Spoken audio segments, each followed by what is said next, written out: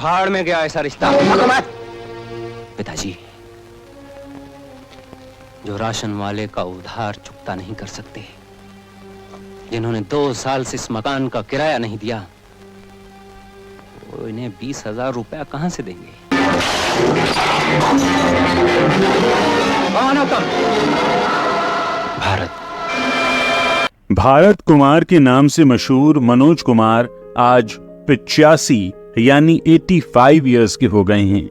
Padmashri, national award और 7 बार film fair award से सम्मानित ये एक ऐसे एक्टर हैं जिन्होंने देशभक्ति की एक से एक बढ़कर फिल्में बनाई और उनका नाम ही इसीलिए मनोज कुमार से भारत कुमार पड़ गया।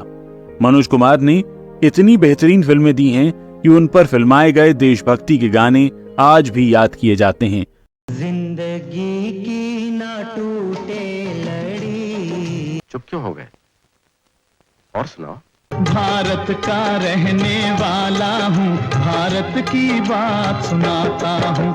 मनोज जितने एक्टिंग में हिट रहे, उतने ही अच्छे वो राइटर, डायरेक्टर और प्रोड्यूसर भी माने गए। मनोज की कई फिल्मों ने गोल्डन जुबली और डायमंड जुबली तक मनाई है। उनका जन्म गुलाम भारत में हुआ था, फिर भी जब भारत पाकिस्तान का बंटवारा हुआ तो उनकी फैमिली ने भारत को चुना। उन्होंने अपने करियर में 54 फिल्मों में काम किया। इंदिरा गांधी के करीबी रहे मनोज कुमार को इमरजेंसी के समय खासा परेशान भी होना पड़ा था। चलिए आज हम आपको उनकी जिंदगी से जुड़े कुछ ऐसे पन्नों के बारे में बताते हैं जिनका जिक्र कम ही होता है। तुलसी, तुम्हारा गला इसलिए नहीं घोंट सकता, इस पाप में बलिदान है, और पांव इसलिए नहीं छू सकता कि इस बलिदान में पाप है। मनोज कुमार का जन्म 24 जुलाई 1937 को गुलाम भारत के एबटाबाद में हुआ था। उनके पेरेंट्स ने उनका नाम हरिकिशन गिरी गोस्वामी रखा। मनोज के जीवन में सब कुछ ठीक ठाक ही चल रहा था, लेकिन भारत पाक बंटवारे की बात ने उन्हें परेशान कर दिया। इस बंटवारे में उनकी फैमिली ने भारत को चुन लिया और दिल्ली में आकर एक रिफ्यूजी कैंप में रहने लगे। कुछ समय तक वो रिफ्यूजी कैंप में ही रहे, फिर बाद में दिल्ली के राजेंद्र नगर में शिफ्ट हो गए। मनोज कुमार उस वक्त के एक्टर्स से काफी इंस्पायर थे। वो दिलीप कुमार, अशोक कुमार और कामिनी कौशल के काफी बड़े फैन हुआ करते थे। एक दिन उन्होंने दिलीप कुमार की फिल्म शबनम देखी। ये फिल्म उन्हें इतनी पसंद आई कि उन्होंने अपना नाम हरिकिशन गिरी गोस्वामी से बदलकर मनोज कुमार रख लिया। इसके बाद वो जहां भी जाते अपना नाम मनोज कुमार ही बताते। 525 रुपए। लेकिन मेरे पास तो सिर्फ 25 रुपए हैं। तो फिर 25 रुपए की दवाई लो भाई, मेरा वक्त क्यों बर्बाद किया? देखिए, मेरे पिताजी बहुत सख्त बीमार हैं। एक दिन मेरे पिताजी भी बहुत सख्त बीमार थे। मुझे गलत मत समझिए।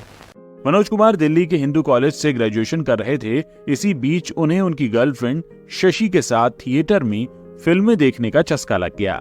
वो चस्का का हो या जुनून, बस वहीं से मनोज ने एक्टिंग करने की बात ठान ली। मनोज ने हिंदू कॉलेज से ग्रेजुएशन किया और फिर मुंबई का रुख कर लिया। मुंबई आने के बाद मनोज ने फिल्मों में एंट्री लेने की कोशिशें शुरू कर दी। उनकी हेल्थ और हाइट काफी अच्छी थी, साथ ही दिखने में भी मनोज किसी हीरो से कम नहीं लगते थे। इसीलिए उन्हें 1957 में आई फिल्म फैशन में काम मिल गया। इस फिल्म में मनोज का रोल ज्यादा बड़ा नहीं था, लेकिन उनकी एक्टिंग काफी दमदार थी। इसके बाद 1960 में आई फिल्म कांच की गुड़िया में मनोज लीड एक्टर के तौर पर नजर आए और बस यहीं से उनका फिल्मी सफर शुरू हो गया। इसके बाद उन्होंने कई बेहतरीन फिल्मों में काम किया, जिसमें हरियाली और आस्था, वो कौन थी, हिमालय की गोद में, दो बदन, उपकार, पत्थर के सनम, नील कमल, पूरब व पश्चिम, बेईमान, रोटी कपड़ा और मकान, 10 नंबरी, सन्यासी और क्रांति जैसी फिल्में शामिल हैं। मुझे गलत मत समझिए, मैं पढ़ा लिखा हूँ, डिग्री वाला। आप ये डिग्री अपने पास रखकर मुझे ये दवाइयाँ दे दीजिए। कल मैं हिसाब चुकता करके ये डिग्री वापस ले जाऊंगा। डिग्री? ए दोस्त, नौकरी मिले तो डिग्री, नहीं तो बिगड़ी। मनोज कुमार फिल्म शहीद की शूटिंग में बिजी थे। ऐसे में उन्हें इसी बीच शहीद भगत सिंह के परिवार से मिलने का मौका मिला। इस दौरान उनकी मां अस्पताल में भर्ती थी। तब मनोज कुमार भी अस्पताल पहुंचे और उनसे मिलने गए। जब भगत सिंह की मां विद्यावती ने मनोज कुमार को देखा, तब उन्होंने सीधे कह दिया कि ये तो मेरे भगत जैसा ही लग रहा है। ये सुनते ही मनोज कुमार ने उनकी गोद में अपना सिर रख दिया। फिर क्या था, दोनों की आंखों में आंसू थे। आपको याद होगा 1965 में शहीद भगत सिंह पर मनोज कुमार ने एक फिल्म बनाई थी, नाम था शहीद। इस फिल्म को लोगों का काफी प्यार मिला। जिसने भी इस फिल्म को देखा मनोज कुमार की तारीफ किए बिना रुका नहीं। 1965 का जो दौर था, उस वक्त भारत पाकिस्तान के बीच युद्ध चल रहा था। उस समय प्रधानमंत्री थे लाल बहादुर शास्त्री। युद्ध जैसे ही खत्म हुआ तब लाल बहादुर शास्त्री ने मनोज कुमार से मुलाकात की और इस युद्ध के दौरान हुई परेशानियों पर एक फिल्म बनाने की बात कही। ये बात मनोज के मन में घर कर गई। फिर उन्होंने लाल बहादुर शास्त्री के नारे जय जवान जय किसान से प्रेरित होकर फिल्म उपकार लिखी। इस फिल्म के निर्देशन और डायरेक्शन का काम भी मनोज कुमार ने खुद ही किया। फिल्म में लीड एक्टर भी मनोज ही थे। फिर जब 1967 में ये फिल्म रिलीज हुई तो इस फिल्म को लोगों ने खूब प्यार दिया और ये फिल्म ब्लॉकबस्टर साबित हुई। फिल्म के लिए मनोज कुमार को बेस्ट डायरेक्टर का फिल्म फेयर अवार्ड तो मिला ही, साथ ही इस फिल्म के लिए उन्हें बेस्ट एक्टर के नेशनल अवार्ड से भी सम्मानित किया गया। लोग ठीक ही तो कह रहे हैं पिताजी, और आप भी ठीक ही कहा करते थे। ये डिग्री कर्ज है मुझ पे आपका। मैं ना तो इसे चुका पाया और ना ही चुका पाऊंगा। आप अपना कर्ज वापस ले लीजिए पिताजी। जिस इंसान ने नौकरी की आखिरी उम्मीद को फाड़ के जला दिया, उसका जिंदगी में कुछ नहीं हो सकता। 1975 का वो दौर था जब देश में इमरजेंसी लगी हुई थी। मनोज कुमार इंदिरा गांधी और उस वक्त के तमाम नेताओं से अच्छे संबंध रखते थे, लेकिन बावजूद इसके वो इमरजेंसी के विरोध में थे। ऐसे में एक दिन मनोज कुमार को सूचना और प्रसारण मंत्रालय से एक अधिकारी का फोन आया। उन्होंने मनोज कुमार से एक ऐसी डॉक्यूमेंट्री डायरेक्ट करने के लिए कहा जो इमरजेंसी के समर्थन में थी। इसकी कहानी अमृता प्रीतम ने लिखी थी। मनोज को स्क्रिप्ट भी भेजी गई, लेकिन मनोज ने फोन पर ही इस ऑफर को ठुकरा दिया। इसके तुरंत बाद मनोज कुमार ने अमृता प्रीतम को फोन किया और पूछा, क्या लेखक के रूप में आपने खुद से समझौता कर लिया है? मनोज के इतना कहते ही अमृता प्रीतम शर्मिंदा हो गईं और उन्होंने मनोज कुमार से कहा कि आप इस स्क्रिप्ट को फाड़ कर फेंक दीजिए। पत्रकार रंजन दास गुप्ता ने बाद में अपने एक लेख में इस किस्से का जिक्र भी किया है। पहचाना मुझे? ओ तुम! दोस्त, उस रात के लिए मैं माफी चाहता हूँ। उस रात तुमने वही किया जो तुम्हें करना चाहिए था। दोस्त, किया तो तुमने भी वही था जो उस वक्त तुम्हें करना चाहिए था। 1972 में रिलीज हुई शोर हिंदी सिनेमा की सुपरहिट फिल्म है। इस फिल्म के राइटर, डायरेक्टर और प्रोड्यूसर मनोज कुमार ही थे। फिल्म के गाने काफी पॉपुलर हुए थे। इस फिल्म की पॉपुलैरिटी को देखते हुए मनोज कुमार ने इस फिल्म को दोबारा रिलीज करने की योजना भी बनाई और इसे रिलीज करने की तारीख की भी घोषणा कर दी थी। लेकिन इससे पहले ही मनोज कुमार ने इमरजेंसी का विरोध करके संजय गांधी और उस वक्त के प्रसारण मंत्री विद्याचरण शुक्ल को नाराज कर दिया था।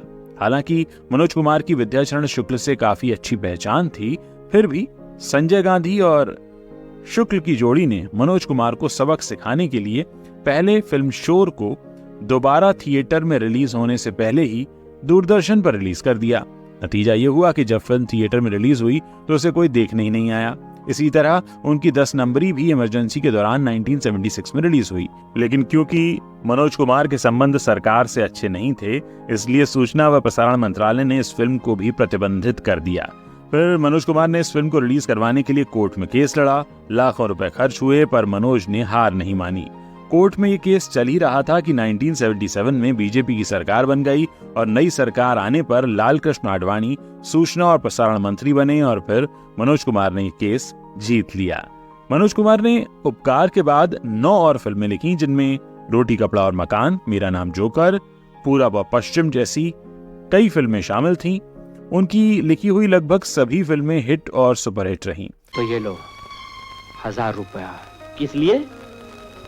अगर कोई मेरी तरह हालात का मारा असली चेहरा और असली मजबूरी लेकर आए तो उसके पीछे पुलिस मत दौड़ाना। मेरा बाप तो नहीं बच सका, शायद उसका बच्चा है। हाँ। मनोज कुमार को 1992 में भारत सरकार ने पद्मश्री से सम्मानित किया था। उन्हें फिल्म उपकार के लिए बेस्ट फीचर फिल्म का नेशनल अवार्ड भी मिल चुका है। साथ ही 2016 में मनोज कुमार को दादा साहब फाल्के पुरस्कार से भी सम्मानित किया गया है। उन्हें 7 फिल्म फेयर अवार्ड्स और 1 लाइफ टाइम अचीवमेंट अवार्ड से भी सम्मानित किया जा चुका है। इसके अलावा भी इंडस्ट्री में अपने योगदान के लिए वो कई अवार्ड से सम्मानित हो चुके हैं। मनोज कुमार की एक्टर के तौर पर आखिरी फिल्म 1995 में आई थी, नाम था मैदान जंग। मनोज कुमार भले ही फिल्मों में अब एक्टिव ना हो, लेकिन उनकी बनाई फिल्में आज भी लोगों की रगों में देशभक्ति का जुनून भर देती हैं, और जब भी स्वतंत्रता दिवस या गणतंत्र दिवस का मौका आता है तो ऐसा हो नहीं सकता कि उनकी फिल्मों के गाने सुनाई न दें। वाकई मनोज कुमार ने देश प्रेम का एक अलग ही पाठ हमारे देश के लोगों को पढ़ाया है। हम उनके लंबे और स्वस्थ जीवन की कामना करते हैं।